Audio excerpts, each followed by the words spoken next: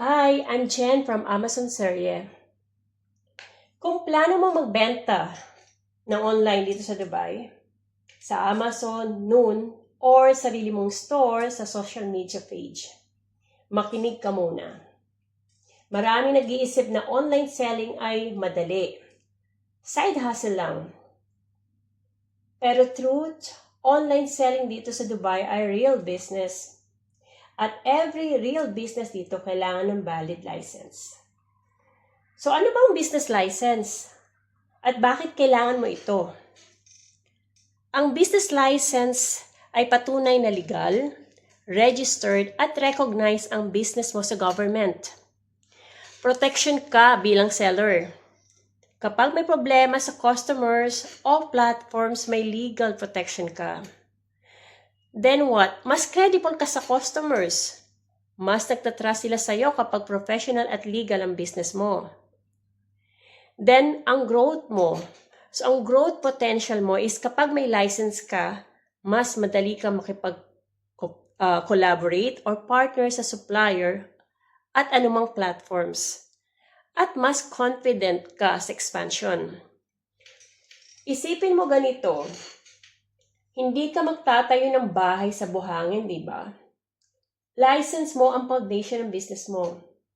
Kung wala nito, lahat ng products, sales, at marketing efforts mo pwedeng bumaksak sa anumang oras na may problema.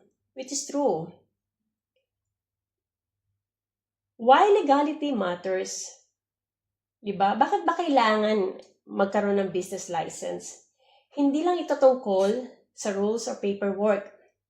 Importante ang legality kasi nagbibigay ito ng peace of mind at long-term vision para sa business mo, which is true.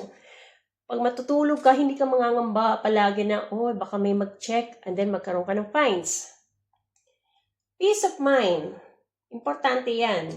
Para hindi ka palagi nag-aalala sa fines, penalties, or account suspension. Professionalism. Ang customer magta-trust sa'yo more. Katulad ng platform ng Amazon at Noon, mas gusto nila yung sellers na compliant. Ano pa ba? Growth potential of course. Mas maraming potential na gusto makipag-partner sa'yo, like ang investor at supplier, kasi alam nila legit ka. You have papers to show it them. Maraming sellers ang nagpo-focus lang sa products, sa sales. Sa umpisa, okay lang, ayos lang. Pero eventually, lalabas ang problema. Accounts get suspended, payments been hold, o worse, lahat legal issue. So lahat ito may iwasan kung magsimula tayo ng tama. Kailangan pa ba nating antayin pa yung magkaroon tayo ng fines or what? So from the beginning pa lang, we should start clean. Okay? So, avoid future problem din naman talaga. So, once na nag-comply ka sa policy, nag-follow ka sa rules dito sa government, ma-avoid lahat. Kung magbebenta ka ng walang license, ano ba? Gaya ng sabi ko, palit-ulit ang account mo masususpend or maban sa platform. Fines or penalties. Limited growth. Siyempre, hindi lahat ng mga brand gusto makipag-collaborate sa'yo, makipag-partner sa'yo. Pati mga suppliers din. Ang worst case, malos lahat ng efforts mo. Imagine, nagplan ka ng maayos regarding sa products, how to sell, marketing, and then wala kang license. So, lahat yan mabubuwag.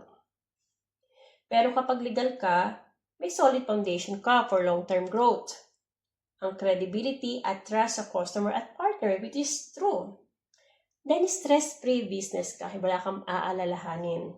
Ang aalalahanin mo lang, focus mo kung paano ka magkakabenta, focus mo sa sales and marketing. At ang stocks, of course. Then, ang business mo ready to scale sa future. So, pero kung tama ang ginagawa mo at lahat meron ka nito, much better.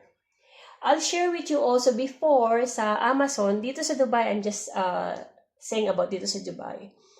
Alam mo ba before, hindi nila need ang license sa Amazon? That was 2 years ago. Okay, but now, I think last year, mandatory na talaga na meron license bago ka makapag-benta sa kanila. It's important. I'm not so sure in other country like Canada or America. I don't know kung ano ba doon ang policy nila doon. So, bago ka magbenta online sa Dubai, post ka muna, mag-isip kang mabuti. Okay? Get legal, get license, plan for long term. So, itong blog ko na sineshare ko sa inyo is not only in Dubai. This is for the whole world. Yes? So, lahat ng mga online seller na katulad ko or mga aspiring seller na gustong magbenta or yung wala pang mga license, especially kung nandito kayo sa Dubai, mag-comply na lang tayo para wala tayong iniisip, stress-free tayo lahat. Okay? Online selling is not a shortcut, isa itong journey. So, journey na pwedeng magdala ng financial freedom, global reach, at real success, pero kailangan magsimula sa tama. Palagi yung tatandaan, legal, legit, and prepared. Yan ang foundation ng business na pangmatagalan. Hindi lang para sa ngayon, kundi para sa future mo. So, handa ka na ba? So, kung handa ka na, simulan mo na ang business mo ng legal, maayos, at may vision para sa success mo dito sa Dubai or sa iba't ibang bansa na may OFW doon. Okay? So, i-share ko lang ito. Na-receive ito last year pa. So, dito para sa mga Dubai na mga aspiring seller na gusto magbenta sa Amazon, not only in Amazon, in Noon, lahat ng platform, pati yung social media nyo, Facebook, Instagram, TikTok. So, kailangan nyo magkaroon ng license para legal kayo. Okay?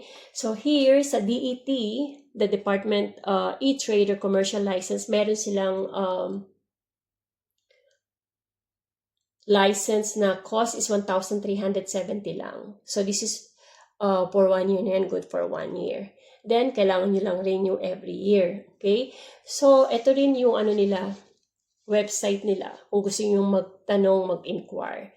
Okay? So, ito lang is for online sellers, like mga social media, Amazon, Noon. And then, kung gusto nyo naman mag-add ng additional activities, meron naman tayo dito sa Dubai na mainland at free zone na pwede kayo mag-inquire sa mga agent. Okay, so ito na po, dito po nagtatapos ang ating faceless vlog. Maraming salamat po sa pakikinig. Kung may question po kayo, just comment down below and mag-like na lang din po tayo and follow and subscribe. Maraming salamat po.